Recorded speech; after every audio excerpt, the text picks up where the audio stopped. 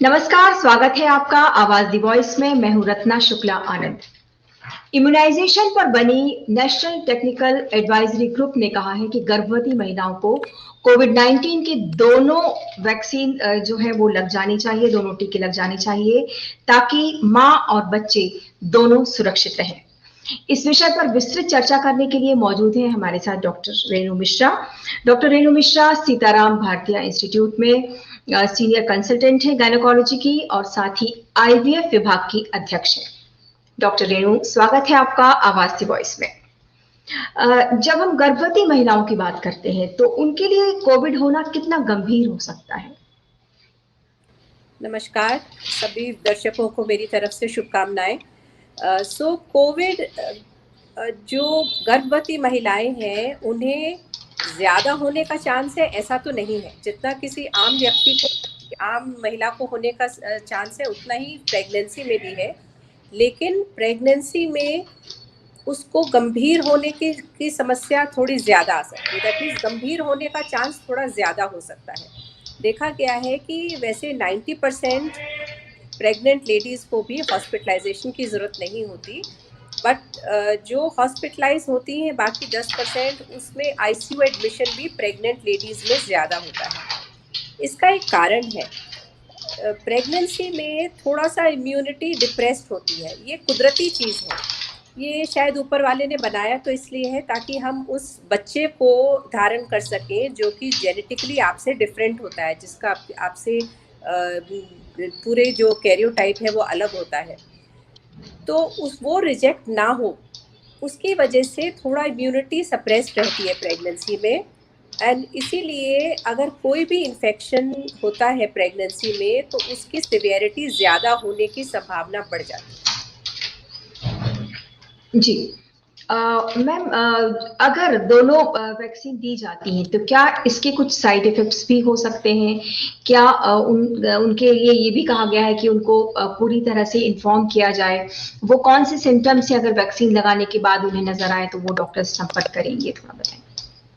सच पूछिए तो कोविड-19 वैक्सीन के अगर कुछ साइड इफ़ेक्ट्स होते हैं तो वो वैसे ही होते हैं जैसे किसी भी और वैक्सीन के हो सकते हैं। जैसे आपको थोड़ा बुखार आ जाए या जहाँ पे वैक्सीन लगी है वहाँ पे थोड़ा इन्फ्लेमेशन होता है, उसकी वजह से दर्द हो जाए हाथ में। आम तौर पे इससे ज़्यादा कोई सिम्पटम्स नहीं होते। हो सकता है 1-2 दिन आपको थोड़ा-सा लगे कि मेरी तबीयत ठीक सी नहीं है। और ये सिर्फ कोविड-19 की वैक्सीन नहीं है। हम लोग टेटनस के 2 इंजेक्शन लगाते हैं प्रेगनेंसी में, उसमें भी यही साइड इफ़ेक्ट हो सकते हैं। आजकल तो हम टेटनस के अलावा प्रेगनेंसी में डिप्थीरिया और पर्ट्यूसिस, काली खाँसी का भी टीका लगाने लगे हैं, उसका भी यही साइड इफ़ेक्ट हो सकता है। तो ये जब भी कोई वैक्सीन जाती है बॉडी में और वो इम्यूनिटी आपकी एंटीबॉडीज़ बना रही है तो उसमें कुछ रिएक्शन होता है और उससे ये साइड इफ़ेक्ट्स हो सकते हैं। और सबको तो होते भी नहीं हैं, लेकिन अगर होते भी हैं तो ये आम तौर पे बहुत माइल्ड साइड इफ़ेक्ट्स होते हैं, जो कि आप एक पैरासिटामॉल की गोली या पेन किलर की गोली लेके आप ठीक हो जाते हैं। जी। वैक्सीन का जो प्रभाव है वो आने वाली संतान पर भी रहता है, यानी वो जो संतान पैदा होगी वो रोग प्रतिरोधक क्षमता लेकर पैदा होगी? ये अभी कहना बहुत मुश्किल है क्योंकि इतनी विस्तृत जानकारी अभी हमारे पास है नहीं, लॉन्ग टर्म इफ़ेक्ट्स अभी हमें पता नहीं है। लेकिन ये बात है कि जैसे हम टेटनस का इंजेक्शन क्यों लगाते हैं प्रेगनेंसी में, वो इसलिए लगाते हैं कि अगर माँ के अंदर एंटीबॉडीज़ बनेंगी तो वो ब्लड के थ्रू बच्चे में भी जाएंगी और न्यू बॉर्न भी, नवजात शिशु भी उससे प्रोटेक्टेड रहेगा। वो माँ के लिए नहीं लगाते हैं बल्कि बच्चे के लिए ज़्यादा लगाते हैं, जैसे टेटनस का लगाते हैं। इसी तरह से कोविड-19 की भी जो एंटीबॉडीज़ बनेंगी वो बच्चे में ज़रूर जाएंगी, तो कुछ समय तक तो ज़रूर उसको कुछ उससे इम्यूनिटी मिलेगी। लेकिन जैसा मैंने कहा, लॉन्ग टर्म स्टडीज़ हमारे पास अभी नहीं है कि बच्चों में कितना असर रहेगा, कितना फ़ायदा रहेगा, ये हम नहीं बता सकते। उसकी दूसरी तरफ अगर आप देखें कि अगर आपने कोविड-19 वैक्सीन नहीं ली है और माँ को कोविड-19 हो जाता है प्रेगनेंसी में, तो बच्चे को ज़्यादा डर है क्योंकि बच्चे कम समय पे हो सकते हैं, मतलब प्रीमैच्योर हो सकते हैं। और आम तौर पे तो बच्चों में, जो नवजात में नहीं देखा गया कोविड-19, बट कुछ बच्चों में पाया भी गया कि कोविड-19 इन्फेक्शन बहुत जल्दी विदिन कुछ केसेस में विदिन 24 आवर्स या कुछ समय बाद कोविड-19 पाया गया। जो कि ये भी बहुत क्लियर नहीं है अभी कि वो जैसे प्रेगनेंसी के दौरान अंदर ट्रांसमिशन हुआ या डिलीवरी पे हुआ, तो ना लगाने की में बच्चे की असुरक्षा ज़्यादा है या उसको ज़्यादा परेशानी हो सकती है। लगाने से नुकसान तो नहीं हो सकता बच्चे को, कुछ फ़ायदा ही हो सकता है जब तक कि उसमें एंटीबॉडी रहे। जी। मैम कहा जाता है कि इनएक्टिवेटेड वैक्सीन लगाना जो है वो ज़्यादा सही होता है। तो यदि हम मौजूदा अभी जो वैक्सीन्स हैं, उनमें से कौन-सी वैक्सीन गर्भवती महिलाओं के लिए जो है वो ज़्यादा अच्छी है? अभी हमारी जो कोवैक्सीन और कोविशील्ड दोनों ही हम दे सकते हैं। कोवैक्सीन इनएक्टिवेटेड वैक्सीन है और कोविशील्ड जो है वो वायरल पार्टिकल है, तो वो उसमें अपने आप में डिजीज या रोग बनाने की, प्रोड्यूस करने की क्षमता नहीं है। वो सिर्फ वायरल पार्टिकल एक फॉरेन बॉडी की तरह एंटर होता है शरीर में और उससे एंटीबॉडी जनरेट होती है, क्योंकि जब भी कोई फॉरेन बॉडी एंटर होती है हमारे शरीर में तो हमारा डिफेंस सिस्टम जो है उसके अगेंस्ट एंटीबॉडी बनाता है। तो वो अपने आप में पूरा वायरस नहीं है जो कि इंजेक्ट किया जाता है in the form of vaccine, वो सिर्फ एक वायरल पार्टिकल है और कोवैक्सीन इनएक्टिवेटेड वैक्सीन है। सो दोनों में ही कोई चिंता की बात नहीं है कि उसको लगाने से इन्फेक्शन हो जाए, ऐसे बहुत सारे लोगों में भ्रांति होती है या चिंता होती है, ऐसा नहीं होता। जी। मैम अभी ऐसा भी कहा जा रहा है कि कुछ महिलाएं ऐसी होंगी जो प्रेग्नेंट होंगी लेकिन उन्हें मालूम नहीं होगा, वो वैक्सीन लगवाती हैं। तो उस स्थिति में उनको किस तरह की सलाह देने की ज़रूरत है? इसकी बहुत क्लियर गाइडलाइन है हमारी मिनिस्ट्री ऑफ हेल्थ की भी कि जो यंग महिलाएं हैं जो कि पोटेंशियली कभी भी प्रेग्नेंट हो सकती हैं, इसी वजह से क्लियर गाइडलाइन है कि उसमें हमें टेस्ट करने की ज़रूरत नहीं है कि वो प्रेग्नेंट है कि नहीं है, क्योंकि ये प्रेगनेंसी के किसी भी समय ये वैक्सीन्स दोनों दी जा सकती हैं।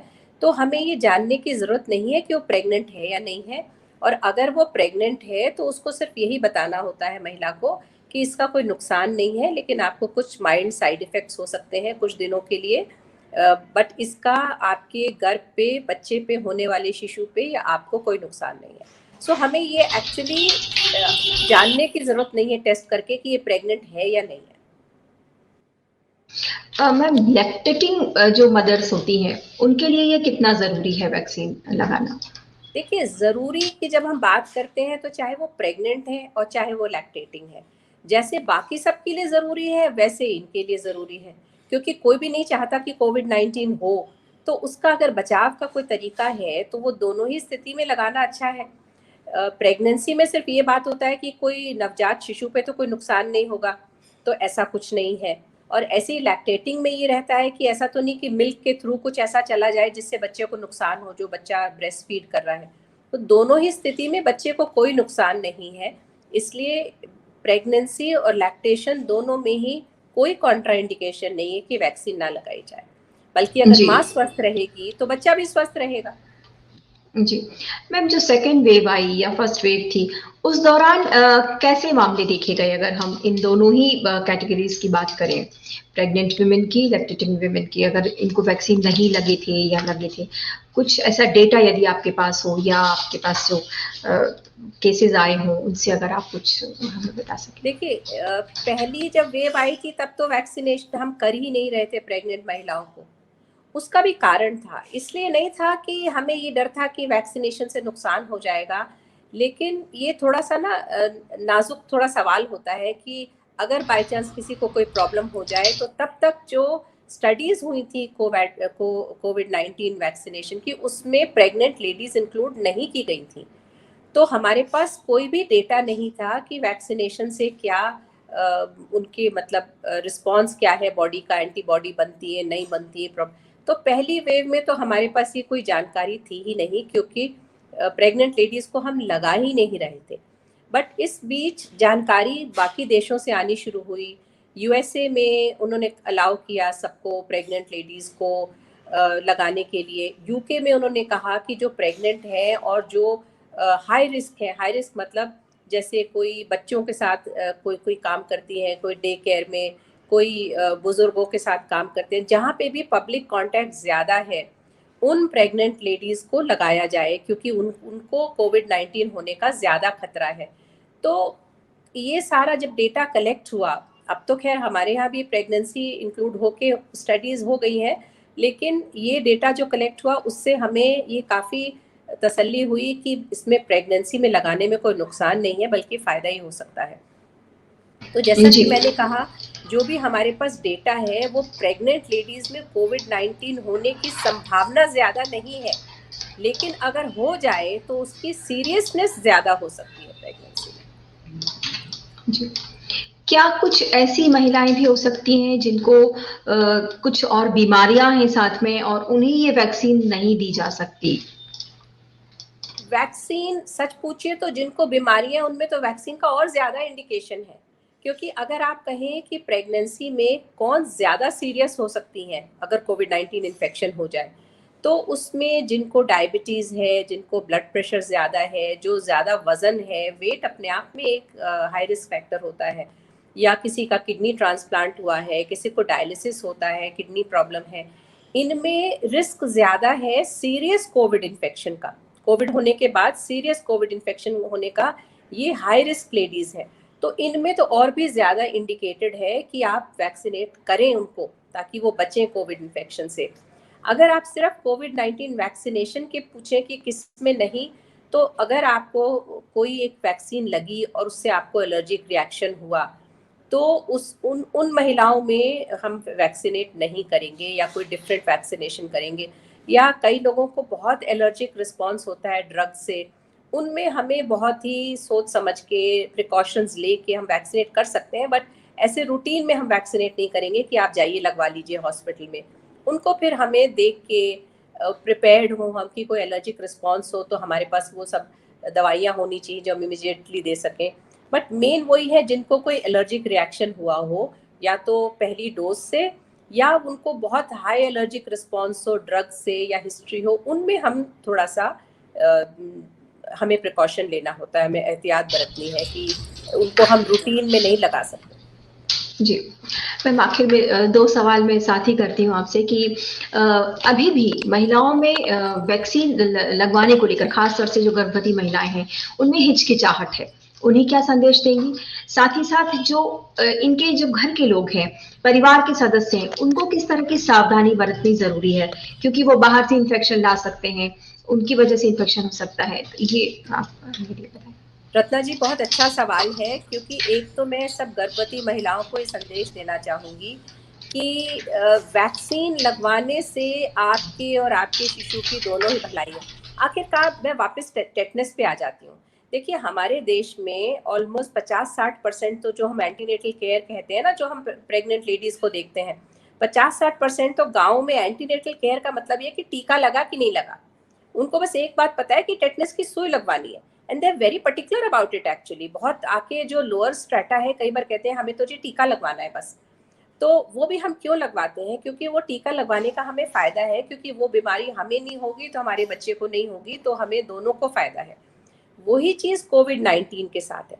कोविड-19 अगर प्रेगनेंसी में हो जाए तो 100 चिंताएँ हैं कि माँ को कुछ तो नहीं हो जाएगा, डेथ का भी थोड़ा इंसिडेंस ज़्यादा है अगर प्रेगनेंसी में होता है, बच्चों को भी प्रॉब्लम हो सकती है, प्री टर्म हो सकता है, कुछ केसेज़ में बच्चे अंदर ही गुज़र गए हैं। तो पूरा अगर हम बैलेंस करें रिस्क और बेनिफिट को, तो benefit is much greater than the risk. So सबको लगवानी ही चाहिए, इसमें तो कोई दो राय ही नहीं है। जैसे हम बाकी टीके अपनी सुरक्षा के लिए लगाते हैं, ये हमें टीके ज़रूर लगाने चाहिए। अब घर वालों पे आई बात, तो घर वालों को भी सबको टीका लगवाना चाहिए। अब तो कोई प्रॉब्लम ही नहीं है, अब तो कोई एज लिमिट नहीं है कि 45 के ऊपर लग रहे हैं, क्योंकि घर वाले सुरक्षित रहेंगे तो घर में जो प्रेग्नेंट लेडी है वो भी सुरक्षित रहेगी। यहाँ पे एक और बात आ जाती है कि वैक्सीन लगवा के भी कोई 100% गारंटी नहीं है कि आपको कोविड नहीं हो सकता, क्योंकि आपकी बॉडी में एंटीबॉडी रिस्पॉन्स कैसा रहेगा, कितने दिन रहेगा। आफ्टर जिनको कोविड एक बार हुआ उनको भी दोबारा भी तो हुआ, जबकि उसमें नेचुरल इम्यूनिटी बनती है। तो सिर्फ वो गर्भवती महिला की नहीं, उनके घर वालों की भी बहुत जिम्मेदारी बनती है कि पहली बात तो अननेसेसरी ना जाए, ज़रूरत नहीं है तो कोई भीड़ के इलाके में ना जाए, अपने जो कोविड अप्रोप्रिएट बिहेवियर है उसको ना भूलें। अभी देखिए, अभी मैं ये मास्क उतार के बैठी हूँ, अदरवाइज मैं हॉस्पिटल में कभी 1 मिनट के लिए भी मास्क नहीं उतारती। ओटी में जाती हूँ तो एक मास्क और लगाती हूँ। तो वो सब घर वालों को समझना है कि इंजेक्शन लगवाने से, वैक्सीन लगवाने से कि सब घर भर ने लगवा ली तो सब ऐसा 100% सेफ्टी नहीं हो गई। उन्हें फिर भी अवॉइड करना है कि भीड़ में जाएं, जाना ही पड़े तो डिस्टेंस मेंटेन करें, अपना हैंड वॉश पे जोर रखें। घर में घुसते ही सबसे पहले हैंड वॉश करते हैं हम लोग, घुसते हैं अपने घर में तो अपना मास्क लगा के रखें। घर में कोई आ जाए बाई चांस तो मास्क लगा के रखें। बैठ के साथ खाएं नहीं सब लोग, बिकॉज उसमें मास्क उतारना पड़ता है। तो आई थिंक ये सब हमें प्रिकॉशंस अभी काफ़ी समय तक लेनी पड़ेंगी, जब तक कि हम बिल्कुल निश्चिंत ना हो जाए कि हाँ कोविड बिल्कुल ही लो लेवल पे आ गया है, जैसा कि रूटीन वायरल फीवर है। तो ये हमें अभी भी सारी की सारी प्रिकॉशन सब हमें अभी भी लेने हैं, घर वालों को भी और जो प्रेग्नेंट लेडी है वो भी। मैम, क्या आगे जाके ये एक रूटीन वैक्सीनेशन में शामिल हो जाएगा? कोविड वैक्सीन जो है वो हर साल लगवानी पड़ेगी ऐसा? फिलहाल के लिए तो हो ही गया है। और जी। क्योंकि ये म्यूटेट करता जाता है वायरस, तो जैसे इन्फ्लुएंजा वायरस है वो भी सिमिलर काइंड ऑफ वायरस है। तो इन्फ्लुएंजा वायरस की आपको पता है हर साल नई वैक्सीन बनती है, क्योंकि वो जी। नए वेरिएंट आ जाते हैं, तो जो पिछले साल वाली वैक्सीन है वो काम नहीं करती। तो आई एम श्योर इसके भी म्यूटेंट जैसे से आते जाएंगे, अब डेल्टा की बात करें, किसकी बात करें, तो ये भी नई नई बनती जाएंगी। और आने वाले मुझे लगता है एटलीस्ट 5 साल तो हमें हर साल लगाना ही पड़ेगा। बूस्टर है, नया वेरिएंट है, जो भी है, अभी तो हमें कुछ समय तक लगवाना ही पड़ेगा, क्योंकि जो भयावह स्थिति हुई है सेकेंड वेव में, कोई भी नहीं चाहता कि दोबारा से वैसा हो या किसी के घर का कोई जाए। तो हम अगर अपने देखें, अपने रिश्तेदारों, अपने नोन लोगों ही इतने लोगों को हमने खोया है, तो है तो ये वायरल इन्फेक्शन ही, बट इसकी थोड़ी सी इन्फेक्टिविटी ज़्यादा है और ये सीरियस हो सकता है और डेथ का रिस्क ज़्यादा है, इसीलिए हम लोग ज़्यादा डरते हैं। क्योंकि इन्फ्लुएंजा जैसे वैक्सीन विदेशों में तो लोग हर साल लगवाते हैं, लेकिन हम तो नहीं लगवाते, बिकॉज हमें इतना डर नहीं है, हो भी जाएगा तो हो जाएगा, कोई बात नहीं। जबकि उसमें भी डेथ्स काफ़ी होती हैं, but still not as much as covid. तो कोविड तो अभी हमें रूटीन लगवाना ही पड़ेगा, हमारे पास कोई चॉइस नहीं है। डॉक्टर रेणु मिश्रा का सीधा संदेश है कि गर्भवती महिलाएं हिचकिचाहट छोड़कर वैक्सीन जरूर लगाएं। ये उनके लिए और उनके आने वाली संतान के लिए बहुत जरूरी है। साथ ही उनके जो घर वाले हैं, परिवार के सदस्य हैं, वो भी वैक्सीन लगाएं और पूरी सावधानी बरतें। और ये सभी के लिए संदेश है कि सभी मास्क लगाएं, सैनिटाइज करें अपने हाथों को, सोशल डिस्टेंसिंग रखें, क्योंकि अभी कोविड जो है वो गया नहीं है और थर्ड वेव की भी जो आशंका जताई जा रही है, इसलिए बचाव ही सबसे बड़ी सुरक्षा है। मैम, आपका बहुत बहुत शुक्रिया आवाज दी वॉइस से जुड़ने के लिए। आपसे आगे भी अन्य विषयों पर चर्चा होती रहेगी। नमस्कार। धन्यवाद रचना, थैंक यू।